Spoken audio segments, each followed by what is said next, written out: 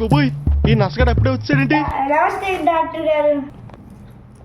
ఏంటి బాబు, ఏంటి నీ ప్రాబ్లం? నాకు రావట్లేదండి.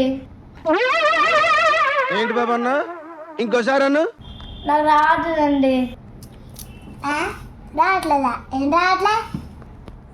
అదే రావట్లేదండి. అరే ఏంట్రా ఇది? అదే ఏం రావట్లేదురా? ఎలా చెప్పాలో నాకు అర్థం కావట్లేదండి. ఎలా చెప్పాలేంట్రా? నోటితో చెప్పు. గ్యాస్ రావట్లేదా? కాదండి, 10 రోజుల నుంచి రావట్లేదండి. ఏదో తేడాగా ఉందేంటి?